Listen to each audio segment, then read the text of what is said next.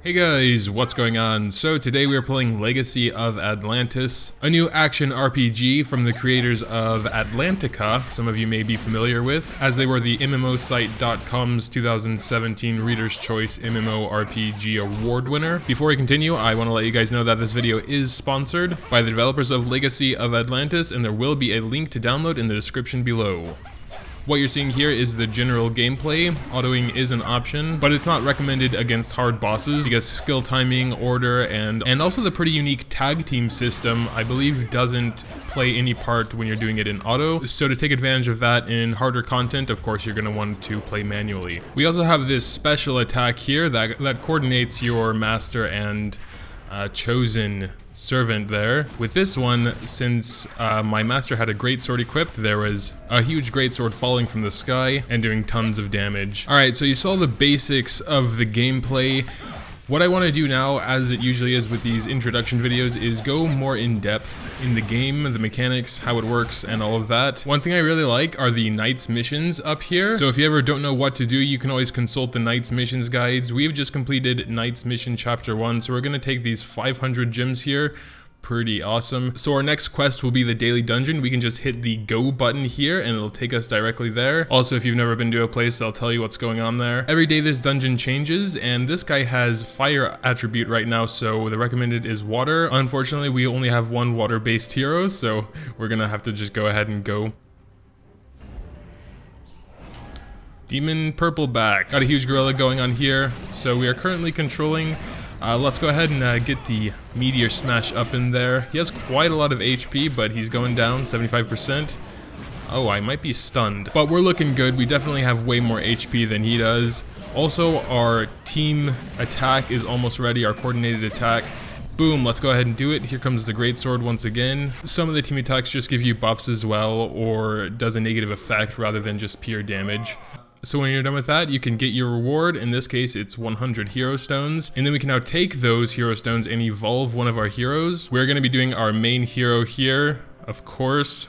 Gotta focus on her first. Stats will greatly increase, and you can use new skills. Okay, that's what I've been waiting for, because as it was just a second ago, I only had my normal attack and one skill. Now we got 2 skills, and when I get her up to higher stars, we'll get even more skills. Oh, that's cool. They also have a constellation system, depending on the star sign of your hero. Cool, she's gonna give us some star powder, so we can check that out. Ooh, that's awesome. A skill tree, is that really a skill tree? I love skill trees. So this one just increases the attack. We're gonna go ahead and do it just to see. I don't have enough potential. I thought she gave us some Stardust, man. I'm so sad. Where's my Stardust? Regardless, that's there, and I'm sure I can get some of that star powder a little bit later.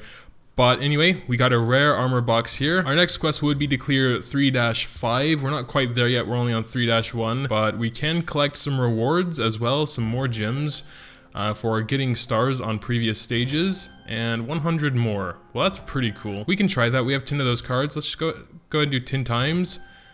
And then you can see we get all the rewards, and I assume the experience as well. Yes, experience gained 51k, gold gained 32k. It's really good to just quickly level up. Did it a couple more times, got to level 10. Okay. We also got some more armor. Of course, that's another thing I want to talk about because that's just a big part of the game. So armor works like that. While you're still early on, I would say it's perfectly fine just to go to equipment and auto-equip the most important heroes first. They'll get the best gear and then just go on down the line. Alright, got a better staff. Got a better almost everything for her. That's good. Can auto-equip. Ooh, it's plus 1680. Dang. And I can do this guy also, even though I'm not really using him. He's not quite waifu material. I mean, for some people, okay, I understand it. What's also cool is you can set different teams for different areas of the game. For example, here we have adventure, and we can set our 4 team here. Raid, I guess you only take 2 there. Hero battle, you could arrange your whole team like that. I'm not really doing that yet, but that's definitely something that later on down the line will save a lot of time and be very convenient. Also, achievements are always good. So you have something to always go for and then get rewards for it. As I continue to say throughout games, I love achievements and rewards. I'm definitely a rewards person. I just like getting things. It's nice. And besides achievements, we also have missions. It's dangerous to be outside the town. Ooh, 10 more subjugation, or okay, clear tickets they're called, I'm sorry. Got daily, weekly, and even monthly missions. Also got the ranking here. I'm currently ranked 20 just because I'm really awesome, and also because only very few people have access to this game right now. at least in this server. As usual, we're checking out the shop as well.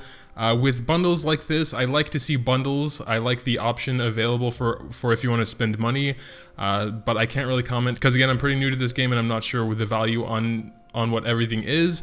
But just seeing bundles is always cool. You got the pretty general hero and equipment summon. You can buy gold with gems, gems with money, and more progression type things with gems. And there's also the crystal tab, but I'm not sure about what's going on with that. Next to the shop, we have the special shop where you can buy things with honor and friendship points. I don't have any friends. The storage, which just includes all of your different weapon and armor. Ooh, what the hell is this? Conqueror's Spear. I think that's an epic item. Unfortunately, it looks like none of my heroes can actually use it. So I'll have to get a hero that can use that spear. And of course, there are a lot of things to do with your hero as well in the hero tab. We actually only just went over equipment, but also with their skills, you can level those up. We just got this one, so we're gonna try and get that up to as high as we can. We can actually get them all the way up to level 20 now because she is 2-star. It does get pretty expensive after a while and we've run out of gold, so you have to keep that in mind. I would try and raise them pretty much equally. So you might think there's only attack, HP, P, and M defense, but if we hit this little magnifying glass here, you can actually see all of the stats, and there are quite a lot of stats. You think that's all? No, that's not all. Of course not. So an insane number of stats if you're into that sort of thing. Then of course we got the forge. You actually don't have to go to the forge to upgrade your equipment, but of course you can go here as well. And you know, it's pretty simple and straightforward. You can take weapons and enhance them with other weapons. So let's take this, try and get up to, yes, we can get up to enchant level 2. That's cool, and it gets stronger. Easy peasy. We could also take the epic one and throw it into the blue one, but I'm not going to do that. You can also fuse materials to make new materials. Oh, okay, well, that makes it actually a lot easier. So you take 5 smaller ones and make a bigger one, and then you can probably take 5 bigger ones and make a bigger one, etc, etc. It goes on like that. Okay, so yeah, that's pretty simple and straightforward as well. Cool. So yeah, there's a ton of content in this game. Unfortunately, we're not going to be able to get to all of it. I did do the first level of Rift Maze already. They're basically like little challenges. It tells you the attribute of the stage so you can set your team accordingly. And once you're done with the stage, of course, you get a reward. We got a gear chest here, which gave us an accessory, which is cool because those are actually quite rare. I don't have very many of those.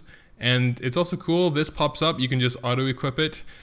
When they notice you have gotten a better piece of gear. That's really convenient, especially early on when you just want the best stuff on your best characters to start off with, and then later on down the line you can get more creative with your builds. So we're continuing on with the story here. I'm gonna leave her on auto attack but not auto skill, so she'll attack by herself but she won't use the skills on her own. So we're gonna be checking out this new skill we got, but I think I want to wait for the boss because I just prefer to spam all my skills on the boss. But here we go. Poisonous Thorn Beetle, you're about to get wrecked. I hope you're ready.